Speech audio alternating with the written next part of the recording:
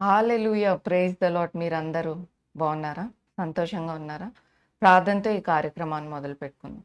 ప్రేమ గల తండ్రి, పరిశుద్ధమైన దేవ, నన్ను నీ సిలువ చాటున మరుగుపరిచి, నీ మాట నా నోట ఉంచండి ప్రభా. ప్రతి ఆటంకాలు తొలగించండి. ఇక్కడ మీ సన్నిధి మెండుగా దయచేయమని ప్రభువైన యేసు క్రీస్తు నామములో అడిగి వేడుకుంటున్నాను తండ్రి. ఆమేన్. మీ అందరికి వందనాలండి. గత ఉమెన్ అండ్ విజ్డమ్‌లో మొదటిగా మనము కౌమార దశలో ఎదుర్కొనే సమస్యలను గురించి మనం చూసాము. దానిలో ఎలా వారు తల్లిదండ్రులకు అవిధేయులవుతారు, ఎలాగా తిరగబడే స్వభావం ఉంటదో, అలానే దీనా అనే స్త్రీ గురించి మనం చూసాం. తన జీవితం ఎలాగా హ్మ్, నాశనం అయిపోయిందో ఇవన్నీ మనం చూసాం. ఈ దినాన యవ్వనం గురించి చూద్దాం. కౌమార దశ, యవ్వనం 2 ఒకటేనా? కౌమార దశ అంటే 10-19 సంవత్సరాలు. యవ్వనం అంటే 15-24 సంవత్సరాలు. నేను కాదండి చెప్పేది, డబ్ల్యూహెచ్ఓ వరల్డ్ హెల్త్ ఆర్గనైజేషన్ ప్రకారం. అయితే ఆల్మోస్ట్ 2 ఓవర్‌లాప్ అవుతూ ఉంటాయి. అయితే ఈ దినాన నా అంశం ఏంటంటే, యవ్వనస్తులు తమ యవ్వనంలో ఎదుర్కొనే సమస్యలేంటో, వాటి గురించి బైబిల్ ప్రకారంగా కొన్ని విషయాలను మీతో పంచుకోవాలనుకుంటున్నాను. మరి యవ్వన కాలం వచ్చేసరికే చా యవ్వనస్తులు తప్పక తొట్రిల్లెదరు అని దేవుని వాక్యం సెలవిస్తుంది. కానీ యవ్వనంలో పరిశుద్ధంగా ఉండాలి అంటే ఒక వచనం చూద్దాం. కీర్తనలు 119 9వ వచనం మీరు చూసినట్లయితే ఒకసారి చదువుకుందాం. కీర్తనలు 119 9వ వచనం. యవనులు దేనిచేత తమ నడత శుద్ధిపరచుకొందురు? నీ వాక్యం బట్టి దానిని జాగ్రత్తగా చూచుకొనుట చేతనే కదా! మరి యవ్వనస్తులు వారి నడతను ఎలాగా శుద్ధిపరచుకొందురు? దేవుని వాక్యం ప్రకారకంగా నడుచుకుంటేనే కదా! ఎన్నున్నా లేకపోయినా వాక్య ప్రకారం మన జీవితం లేపోతే తప్పకుండా మనము పాపంలో పడిపోతాం. అయితే ఈరోజు నా అంశము యవ్వనంలో ఎదుర్కొనే సమస్యల్లో మొదటిగా ఏమంటారు? బద్ధకం, లేజినెస్. చాలామంది యవ్వనస్తులు డిప్రెషన్‌లో ఉంటారు. ఏ పని చేయబుద్ధి గాదు. మరి ఏ పని మీద వారికి ఆసక్తి ఉండదు. కృంగుదల, మొదటిగా వారు నిరుత్సాహం. అరే! నా జీవితం అనుకున్నట్టుగా లేదే అని నిరుత్సాహపడేవారుగా ఉన్నారు. ఆ తర్వాత డిసప్పాయింట్ అయ్యేవారుగా ఉన్నారు. ఆ తర్వాత కృంగుదలకి చోటిచ్చేవారుగా ఉన్నారు. దేని మీద ఆసక్తి లేనివారుగా ఉన్నారు. అయితే ఎందుకు వీటన్నిటికి కారణం ఏంటి అంటే మనలో ఉన్న బద్ధకమే అనవచ్చు. ఆశలేమో కొండంత, కష్టపడేదేమో రవ్వంత. మరి ఎంతో ఆశలు మనం పెట్టుకుంటాం కానీ దానికి తగినట్టుగా మనం కష్టపడం. ఎందుకంటే మనము ఎన్ ఆ యొక్క ఏమంటారు? ఆ లేజినెస్ నుండి బయటికి రావాలి. మరి దేవుని వాక్యంలో లేజినెస్ గురించి కొన్ని వచనాలున్నాయి. అవి మీతో పంచుకోవాలనుకుంటున్నాను. మరి మీరు అనవచ్చు, బద్ధకంగా ఉండటం గూడా ఒక పాపమేనా అని. యేసు ప్రభువారు మరి 5 తలాంతులు ఉన్నవాడు ఇంకొక 5 తలాంతులు చేశాడు. మరి 3 తలాంతులు ఇంకొక 3 చేశాడు. కానీ ఒక తలాంతు కలిగిన అతను కప్పిపెట్టాడు. మరి 5 తలాంతులు చేసిన వాడిని ప్రభువు ఆహ్, బలా నమ్మకమైన మంచి దాసుడా అని అంటాడు. కానీ ఆ ఒక్క తలాంతు భూమిలో కప్పెట్టి ఏమిచ్చాడు నాకు దేవుడు అని సణిగేవాడిని చెడ్డ దాసుడా అని అంటాడు కదండీ! మరి చాలామంది అనుకుంటారు నాలో ఏ తలాంతు లేదు అని. దేవుడు మనల్ని అలా సృష్టించలేదండి. ప్రతి ఒక్కరిలో ఏదో ఒక ప్రత్యేకత పెట్టాడు. ఏదో ఒక తలాంతు. పాత రోజుల్లో తలాంత్ అంటే డబ్బుతో పోల్చేవారు. 5 తలాంతులంటే 5 టాలెంట్స్ ఆఫ్ మనీ. దానిని రెట్టింపు 5 చేశాడు కదండీ! కానీ ఈ తలాంతు ఈరోజు ఒకరు మంచిగా పాటలు పాడతారు. ఒకరు మంచిగా హ్మ్, వాక్యాన్ని చెప్తారు. లేపోతే పాటలు కడతారు. లేపోతే ఆతిథ్యం ఇచ్చే విషయంలో అనేకమైన తలాంతులు దేవుడు మనకిచ్చాడు. కానీ ఆ తలాంతులు వాడకపోగా వాటిని కప్పిపెట్టి ఏమిచ్చావు అని ఆ ఒక్క తలాంతు వ్యక్తిలాగా చేసినట్లయితే మరి ఆ యొక్క లేజినెస్ కూడా ఒక సిన్నే. ఏమంటారు, సోమరివైన చెడ్డ దాసుడా. మరి సోమరితనం దేవుడు ఎందుకు సోమరి అయిన చెడ్డ దాసుడా అన్నాడు? ఎందుకంటే సోమరితనం కూడా ఒక పాపమే. మరి మీరు చూసినట్లయితే అనేకమైన వచనాలు మనం చూడవచ్చు. మొదటిగా సోమరితనం ఏంటంటే ఎదుటి వాళ్ళ కష్టార్జితాన్ని అనుభవించాలనుకుంటారు. వారు సోమరితనం కలిగిన వారు. వారు బాధ్యత కలిగి ఉండరు. ఎదుటివారి కష్టం యొక్క ప్రతిఫలాన్ని అనుభవించేవారుగా ఉన్నారు. ఈ మాట గుర్తుపెట్టుకోండి. ఈరోజు నువ్వు సోమరివైతే ఇతరుల కష్టాన్ని తింటున్నావు. నీ సొంత కష్టాన్ని చేసి తింటలేదని అర్థం. ప్రతిసారి మనము ఆ లేజినెస్ అనంగానే మనకి ఈ మాట గుర్తురావాలి. నేను ఒకరి మీద ఆధారపడి ఉన్నానే, ఎదుటివారి కష్టార్జితం మీద ఆధారపడి ఉన్నానే, బాధ్యత లేకుండా ఉన్నాను అని అనుకోవాలి. అయితే ఇక్కడ చూసినట్లయితే సోమరితనం వలన పేదరికం వస్తది. అవే సామెతలు 24:30 మీరు చూడండి. సోమరి వాని చేను నేను దాటిరాగా, తెలివిలేని వాని ద్రాక్ష తోట నేను దాటిరాగా, ఇదిగో దాని అందంతటా ముండ్ల తుప్పలు బలిసి ఉండెను, దూలగొండులు దాని కప్పి ఉండెను, దాని రాతి గోడ పడి ఉండెను. నేను దానిని చూచి యోచన చేసుకుంటుని, దాని కనిపెట్టి బుద్ధి తెచ్చుకుని, ఇంకొంచెం నిద్ర, ఇంకా కొంచెం కొనుకుపాటు, పరుండుటక ఇంకొంచెము చేతులు ముడుచుకొనుట, వీటి వలన నీకు దరిద్రత పరుగెత్తి వచ్చును. చాలామంది సోమరి వారిని మీరు చూసినట్లయితే మంచం మీద అటు ఇటు డొర్లాడుతూ ఉంటారు. అంతేకాదు వారు ఇంకాసేపు పడుకుంటాను, ఇంకాసేపు ఇప్పుడు చాలా యవనస్తులే కాదు, ఏ మధ్య వయసు అవనివ్వండి, యవ్వనంలో అవనివ్వండి, చిన్నపిల్లలు ఉండి ఏంటి చేసేది? ఆ సెల్ ఫోన్ ఉంది కదండి, సెల్ ఫోన్ తీసుకొని తమ మంచం మీద అది ఇంకా గంటలు గంటలు అయిపోతూ తమ సమయాన్ని వృధా పరిచేవారుగా ఉన్నారు. ఇక్కడ ఇంకొంచెం నిద్ర అంటూ అటు ఇటు కునికేవారుగా ఉన్నారు. వారికి దరిద్రమే వారికి వస్తుంది అని దేవుని వాక్యం సెలవిస్తుంది. సోమరివాడు ఉట్టి మాటలే కానీ వాడికి ఏ సంపాదన ఉండదు. అయితే మీరు ఒకసారి ఆ వచనాలు చూద్దాం. సామెతలు 6:6.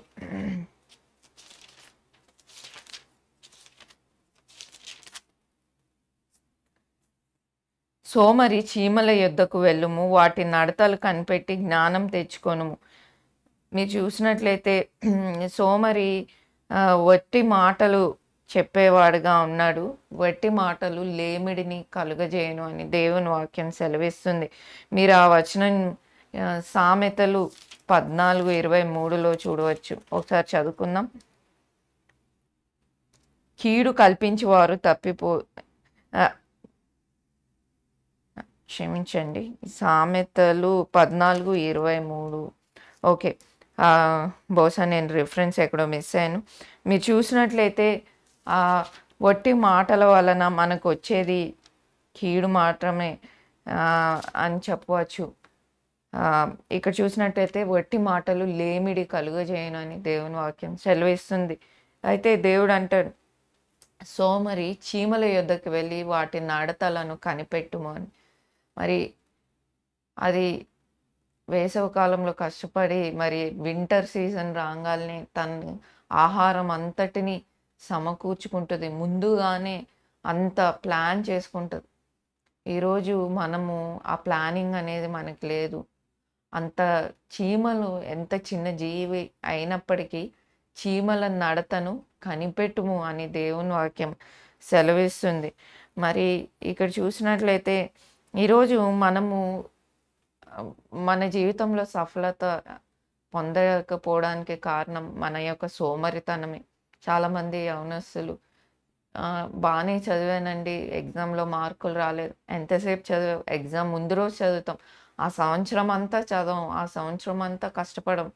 మరి ఆ తర్వాత మార్కులు అన్నీ రావాలి, సెలెక్ట్ అవ్వాలి అని ఎన్నో ఆశలు పెట్టుకుంటాం. మరి సోమరివాడు ఆశలు ఎక్కువ ఉంటాయి కానీ ప్రయాస కొద్ది మాత్రమే ఉంటుంది. అయితే దేవుని వాక్యం సెలవిస్తుంది. చురుగ్గా ఉండడం గొప్ప భాగ్యమని దేవుని వాక్యం సెలవిస్తుంది. ఈరోజు దేవుణ్ణి మనం అడగాలి, చురుకైన వారుగా మమ్మల్ని చేయి ప్రభా. బైబిల్‌లో మీరు చూసినట్లయితే మనం అనేక మందిని తీసుకోవచ్చు. కానీ ఇది విమెన్, ఆడవారికి సంబంధించింది కాబట్టి ఒకరిని మనం బైబిల్‌లో చూడవచ్చు. వారెవరంటే షిప్రా అండ్ పూయా అనే ఇద్దరు స్త్రీలు, హెబ్రీ స్త్రీలు మనం చూడవచ్చు. వారు ఏ వయసులో ఉన్నారో నాకైతే తెలీదు గానీ, బైబిల్‌లో ఎక్కడ రాయబడలేదు గానీ, వారి గురించి చాలా చక్కని వచనాలు రాయబడి ఉంది. నిర్గమకాండం 1వ అధ్యాయం 15వ వచనం. మరియు ఐగుప్తు రాజు షిప్రా పూయా అను హెబ్రీయుల మంత్రసానులతో మాట్లాడి, మీరు హెబ్రీ స్త్రీలకు మంత్రసాని పని చేయుచు వారిని కాన్పు పీటల మీద చూచినప్పుడు మగవాడైన ఎడల వాడిని చంపుడి, ఆడదైన ఎడల దాన్ని బ్రతుకనీడి వారితో చెప్పాను.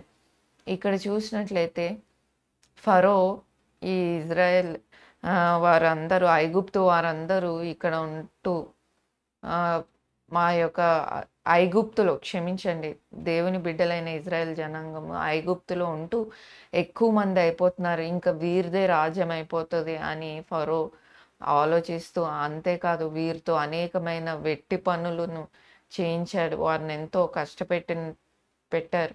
అయితే ఇలా అయితే రేపు నేను రాజుగా ఉన్నాను, వీరి జనాభా ఎక్కువైపోతే ఇంకా వీరిలోనే ఒక రాజు బయలుదేరుతాడు అని మగబిడ్డలు అందరినీ, హెబ్రీ వారిని అందరినీ, మగబిడ్డల్ని పుట్టక ముందే వారిని చంపివేయమని ఒక చట్టం జారీ చేస్తారు.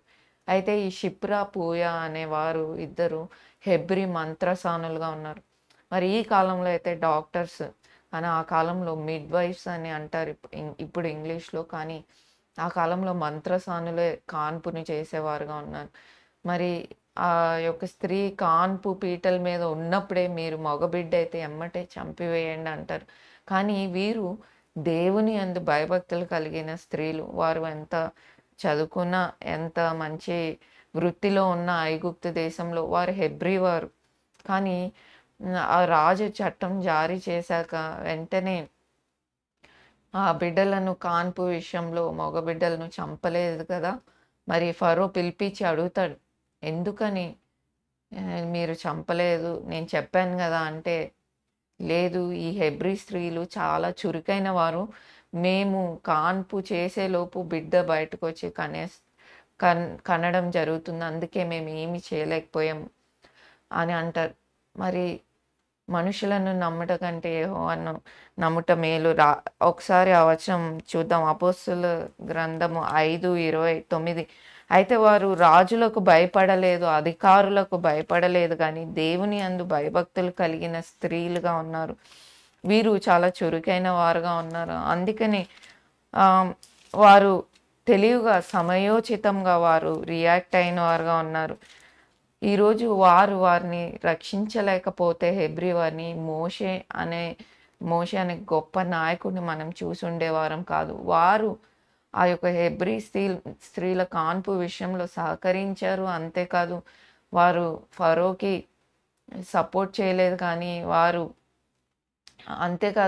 తెలివిగా, ఎంతో చాకచక్యంగా ఫరోతో, వీరు చాలా చురుకైన వారు, మేము కాన్పు చేసే లోపే బిడ్డను కనివేశారు కాబట్టి మేము ఏం చేయలేకపోయామంటే, ఆ తర్వాత ఫరో అంటారు, ఆ యొక్క పసిబిడ్డల్ని నదిలో పారవేయండి, మగబిడ్డల్ని అని. మరి ఇక్కడ చూసినట్లయితే ఈ షిప్రా పూయా ఒక తెలివైన వారుగా, చురుకైన వారుగా ఉన్నట్లు మనం చూడవచ్చు. ఈరోజు స్త్రీలమైన మనము ఎంత చురుగ్గా ఉంటున్నాం, యవ్వనంలోనే ఉంటున్నారు కానీ చురుకుతనం అనేది లేనివారుగా ఉంటున్నాం. ఒక పని చేసే విషయంలో, ఒక తీర్మానం చేసే విషయంలో, లేకపోతే ఏదైనా అటువంటి చురుకుదల మనలో లేనివారుగా ఉంటున్నాం. ఒకసారి అపోస్తలుల గ్రంథం 5:29 చదువుకుందాం. అందుకు పేతురు అపోస్తలులు, మనుష్యులను కాదు దేవునికే మేము లోబడవలెను కదా. మరి మనుష్యులకు కాదు, మేము దేవునికే లోబడవలెను కదా అని వారు దేవునికే లోబడ్డారు. రాజు ఎంత చెప్పినా వారు ఒకవేళ ఆ షిప్రా పూయ అనే హెబ్రీ స్త్రీలు పట్టబడితే రాజు ఖచ్చితంగా వారికి ఉరి శిక్షను విధించేవాడు. అయినప్పటికీ వారు ప్రాణాన్ని సైతం తెగించి, లేదు దేవునికే కదా మేము లోబడాలి, మనుషులకు కాదు, ఏదేమైనా సరే అని వారు నిర్ణయించుకుంటారు. అంతేకాదు వారి యొక్క పనిని బట్టి దేవుడు వారి కుటుంబం అంతటిని ఆశీర్వదిస్తాడు. వారి యొక్క సంతానాన్ని ఆశీర్వదిస్తాడు. ఆ వచనము మనం చూడవచ్చు. నిర్గమకాండం 1వ అధ్యాయం 21. ఆ మంత్రసానులు దేవునికి భయపడినందున ఆయన వారికి వంశాభివృద్ధి కలుగజేసెను. వారు దేవుని యందు భయభక్తులు కలిగి దేవున్నే కదా మేము లోబడవలసింది, మనుషుల కంటే అనుకున్నారు కాబట్టి వారి యొక్క వంశాన్ని దేవుడు అభివృద్ధి పరిచాడు. కీర్తనలు 112:1 ఒకసారి చదువుకుందామండి.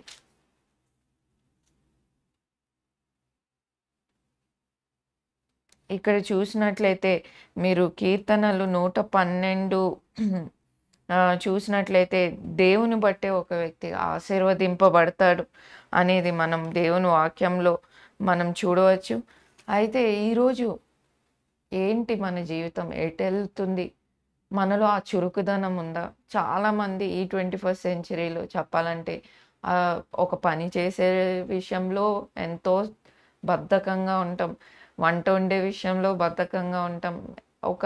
ఏదైనా తీర్మానం చేసే విషయంలో బద్ధకంగా ఉంటాం. ప్రభువా, చురుకైన స్త్రీగా నన్ను చెయ్యి అని ఈరోజు మనం అడుగుదాం దేవుణ్ణి. అవును, ప్రతి దాంట్లో మనకు చురుకుదల కావాలి. చూడండి, ఈ మెదడుకి పొదును పెట్టకపోతే మందంగా అయిపోతుంది. ఆలోచించే విషయంలో, తీర్మానాలు చేసే విషయంలో ప్రతిదీ మందమతులుగా అయిపోతాం. కాబట్టి ప్రభువా, నన్ను ఒక చురుకైన స్త్రీగా చేయమని అడుగుదాం. వారు చదువుకున్న చదువుని బట్టి, వారు చేసే మంత్రసాని పనిని బట్టి వారి కుటుంబానికి ఆశీర్వాదకరంగా మారారు. ఈరోజు యవనస్తులు, యవన స్త్రీలు, యవన బిడ్డలు ఎంతమంది మన కుటుంబానికి మనము ఆశీర్వాదంగా ఉన్నామా, శాపంగా ఉన్నామా? మన తల్లిదండ్రులు మనం చూసి ఎప్పుడు చాలా సోమరిగా ఉంది నా బిడ్డ అని మనల్ని అంటున్నారా? ఈరోజు దేవుడు సోమర్తనాన్ని అస్సలు మెచ్చడండి. అందుకనే అంటాడు, సోమరివైన చెడ్డ దాసుడా. మరి ఒకరోజు ఈ దేహంతో జరిగించిన ప్రతి వాటికి లెక్క అప్పచెప్పవాలి. మరి నా కోసం, నా కుమార్తె, నా కుమారుడా, నా కోసం నువ్వేం చేసావు అని అడిగితే ఈరోజు మన దగ్గర జవాబు ఉందా? మనకి కొన్ని వేల గంటల సమయం దేవుడు ఇచ్చాడు ఈ భూమి మీద. కానీ వాటిని ఎలాగా వాడుతున్నాం? దేవుని కోసం ఏదైనా ప్రయాసపడుతున్నామా?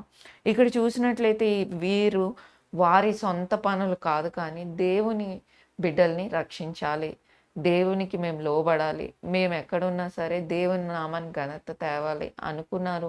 అంతేకాదు ఎంతో చురుగ్గా, మరి ఫర్ సపోజ్ మనమే అనుకుందామండి, ఫరో మనల్ని అదే సిచ్యువేషన్లో మనం ఉన్నాం, మనం ఎలాగ తీర్మానం చేస్తాం? ఆ యొక్క జ్ఞానము, ఆ చురుకుతనం ఎవరిచ్చారంటే దేవుడే. అంతేకాదు వారి యొక్క కుటుంబాన్ని దేవుడు ఆశీర్వదించాడు. ఈరోజు సోమరితనం వల్ల వచ్చేది దరిద్రత, సోమరితనం వల్ల లేమిడి కలుగుతుంది. సోమరితనం కలిగిన వారు ఒట్టి మాటలు కలిగి ఉంటారు. చూసారా, చాలామంది స్త్రీలు తమ సమయాన్ని వృధాపరుచుకుంటారు. మరి ఇతరుల కష్టము మీద ఆధారపడటమే సోమరితనం. అంతేకాదు ఎలా వృధాపరుచుకుంటారు? తమ సెల్ ఫోన్లో గంటల తరబడి వట్టి మాటలు మాట్లాడితే లేమిడి వస్తుందని దేవుని వాక్యం సామెతల్లో రాయబడింది. అయితే ఈరోజు దేవుడు మెచ్చే విధంగా మన జీవితాలు ఉండాలి, చురుకైన వారుగా మనం ఉండాలి. ముఖ్యంగా యవనస్తులు చాలామంది ఈరోజు నిరుద్యోగ సమస్య చాలా ఎక్కువైపోయింది. మరి ఉద్యోగం లేదు, మేము బీటెక్ చేసామండి, మేము ఎంటెక్ చేసామండి, మాకు ఉద్యోగాలు లేవు అని. ఏంటి, నేను ఈ స్థితిలో ఉండడానికి కారణం నా యొక్క సోమరితనమే. నా కాలేజ్ సీట్ రాలేదండి, సంవత్సరం అంతా చదవలేదు, సంవత్సరం అంతా కష్టపడలేదు, కాలేజ్ సీట్ రాలేదని బాధపడితే అర్థం ఏమైనా ఉందా? కాబట్టి దేవుడు ఇచ్చిన తలాంతులను, దేవుడు ఇచ్చిన సమయాన్ని, దేవుడు ఇచ్చిన ప్రతి దానిని మనము జాగ్రత్తగా ఖర్చు పెట్టాలి. అయితే ఈరోజు మనం అలా లేము కాబట్టి చాలామంది ఈ విషయంలో మనం జాగ్రత్త చూసుకోవాలి. ఈరోజు ఇంతటితో నేను ముగిస్తున్నాను. మరి నెక్స్ట్ ఎపిసోడ్‌లో యవనస్తులు ఇంకే ఏ విషయాల్లో వారు ఎదుర్కొంటారో సమస్యలు వాటి విషయము మనం కంటిన్యూ చేద్దామండి. ప్రార్థన. ప్రేమగల తండ్రి, పరిశుద్ధమైన దేవ, మీ వాక్యం ద్వారా మాట్లాడిన విధానానికే వందనాలు ప్రభు. అవునైనా తండ్రి, అయ్యా ఒక స్త్రీకి ప్రతి ఒక్క విషయంలో జ్ఞానం అనేది కావాలి నాయన తండ్రి. యవ్వనంలో, కౌమార దశలో, మధ్య వయసులో అయ్యా మాకు జ్ఞానం కావాలి నాయన. జ్ఞానం కొదువుగా ఉంటే నిన్ను అడగమన్నావు నాయన. అవును నాయన, చాలామంది అయ్యా సోమరివారుగా ఉన్నాం నాయన. వట్టి మాటల వలన లేమిడి కలుగును అన్నావు నాయన. సోమరితనం దరిద్రతను కలుగజేస్తుందని నీ వాక్యం సెలవిచ్చింది నాయన. అయ్యా నీ వాక్యంలో ప్రభా చురుగ్గా ఉండడం గొప్ప భాగ్యం అని ఉంది ప్రభా. అయ్యా మమ్మల్ని చురుకైన వారుగా చేయండి అయినా. ఏ పని అప్పచెప్పిన చురుకుదనం మాలో దయచేయండి అయినా. అయ్యా అయ్యా మేమునైనా మా కుటుంబానికి అయ్యా సమాజానికి ఆశీర్వాదకరంగా ఉండులాన సహాయం దయచేయండి అయినా. ఎలా అయితే షిప్రా పోయానైనా తండ్రి, వారు ఉన్న వృత్తిలో ప్రభా వారు ప్రభా నీకే మాత్రమే లోబడ్డారు నాయన. మనుషులకు భయపడలేదు నాయన. మా జీవితాల్లో కూడా ప్రభా మనుషులు ఎవరో మమ్మల్ని చూస్తున్నారని కాకుండానైనా తండ్రి, కేవలం నీకు లోబడేవారుగా, నీ నామాన్ని ఘనత తెచ్చేవారుగా అయ్యా నిన్ను బట్టి ప్రభా మేము మా కుటుంబానికి ఆశీర్వాదకరంగా చేయమని ఈ కొద్ది ప్రార్థన అయితే ప్రభువైన యేసుక్రీస్తు నామములో అడిగి వేడుకుంటున్నాను తండ్రి. ఆమేన్. మీ అందరికీ వందనాలండి. మరి ఇలానే ఒక్కొక్క టాపిక్ తీసుకొని అది బైబిల్ రిలేటెడ్‌గా, బైబిల్‌లో ఉన్న స్త్రీలు వారు ఎలా ప్రవర్తించారో వాటి లింక్ చేస్తూ చెప్పాలనుకుంటున్నానండి. ప్రభు చిత్తమైతే మళ్ళా కలుసుకుందాం. మరి ఈ కార్యక్రమాల ద్వారా మీరు మేలు పొందిన వారైతే ఈ కార్యక్రమాన్ని ప్రోత్సాహపరిచే బాధ్యత మీ మీద ఉందండి. స్క్రీన్ మీద కనపడుతున్న ఫోన్‌పే, గూగుల్ పే నంబర్స్ మీరు ఈ పరిచర్యలో పాలు పంపులు పొందొచ్చు. ప్రభు చిత్తమైతే మళ్ళా కలుసుకుందాం. అంతవరకు సెలవు. Thank you.